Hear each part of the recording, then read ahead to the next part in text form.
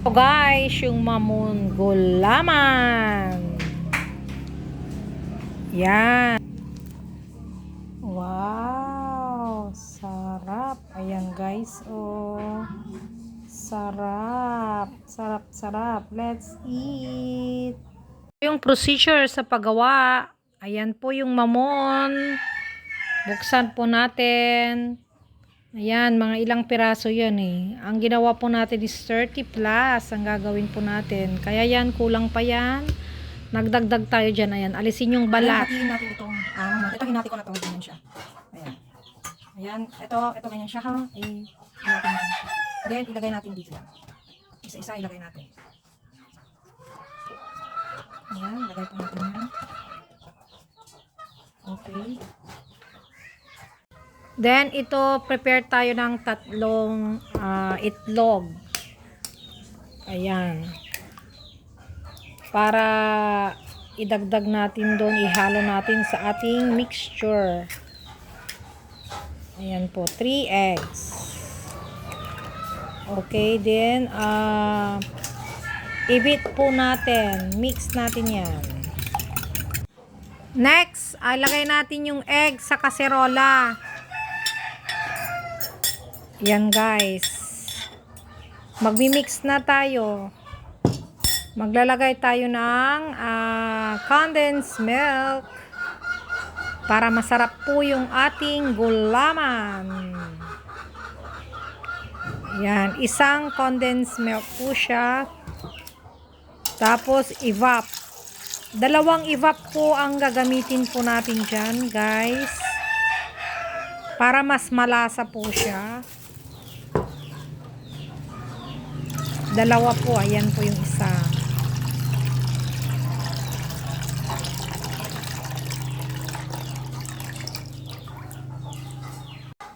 Tapos, lagyan natin ng cornstarch.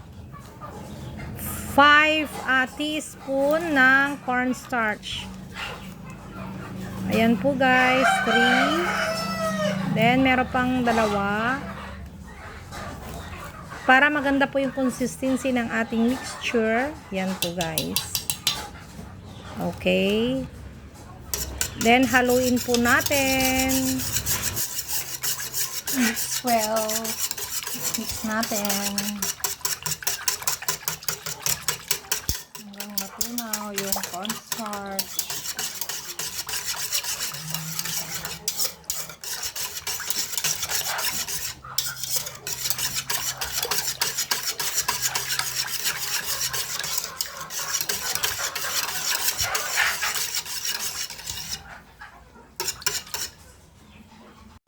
Then, sunod natin yung dalawang gulaman. Yellow gulaman yung ating... Yan. Yellow gulaman ang gagamitin natin. Ayan, maglalagay tayo ng 6 cups. Ayan. 1, 2,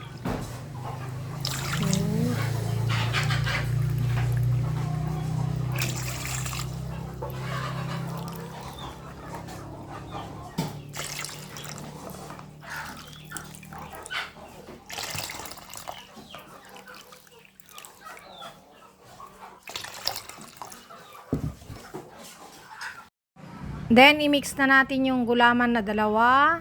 Yung nasa sachet. Yellow color po yan. Para, ang itsura niya is parang leche flan. Ayan guys. Mix natin ulit. Hanggang matunaw ng konti yung gulaman.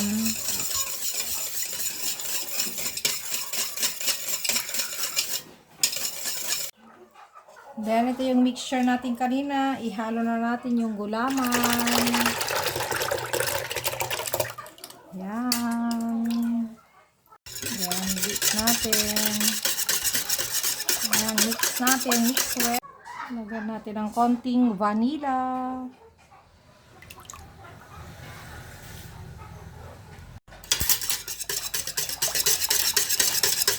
Then, salain natin.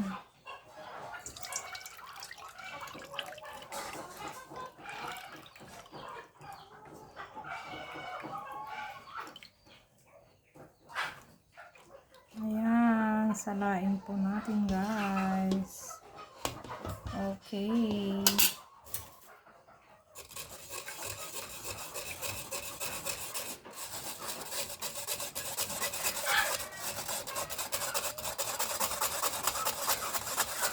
Salain natin ng 2 beses. Ayan, 2 beses salain po natin. Para yung mga bubo umalis.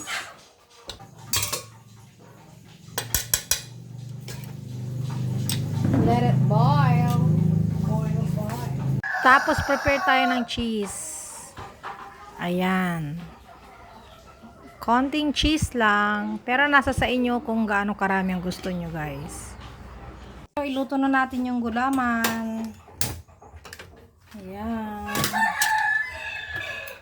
Then, continuous stirring.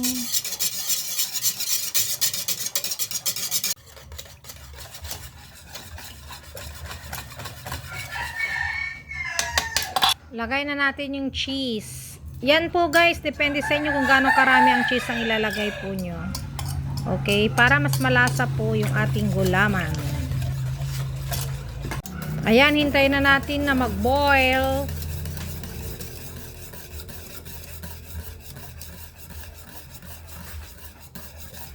Eto guys, boiled na. Ready na siya.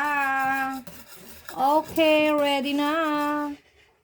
Ayan guys, i-prepare na natin yung lalagyan natin ng gulaman. Ayan po yung nilagyan natin ng mamon, mga cups. Yan, ibuhos na natin dyan yung gulaman na ating ginawa. Boiled na siya, ready na po siya. Ayan guys, isa-isa natin nalagyan. Okay. Lahat po yan lalagyan natin. Then, set aside. Ilagay natin sa ref. Or set aside muna, patigasin. Tapos, lalagyan ng cheese sa ibabaw or caramel. Depende sa inyo kung anong gusto yung itopping po. Ayan. Since walang ilaw dito sa amin, hindi ko muna nalagay sa ref yan eh. Sinet aside ko lang siya. Tumigas naman siya. Ayan. Pag umilaw, saka ko ilalagay sa ref. Ayan. Titigas din naman yan eh. Ayan guys, isa-isa natin na ilagay yung ating gulaman.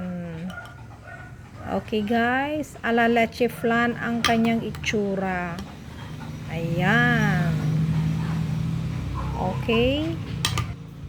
Ayan, eto na yung ating mamon gulaman. Ayan guys, okay. Lalagyan na natin yan ng cheese or caramel. Ayan guys, sarap. Ayan na po yung toppings, ilalagay natin cheese. Ayan guys, lagyan natin ng cheese para mas masarap. Depende na lang sa inyo kung anong toppings ang ilalagay nyo. Okay? Ating ginawa, ayan, yung lemon square with gulaman. Okay, guys. Ayan. Ating mamon gulaman. Ayan. Pwede kayong maglagay ng ibang toppings po dyan. Ito, caramel. Tapos, cheese ito. Ayan. Nasa sa inyo na po kung anong gusto nyong toppings. Ayan, guys. Ayan. Ito, cheese. Ito, caramel. Okay.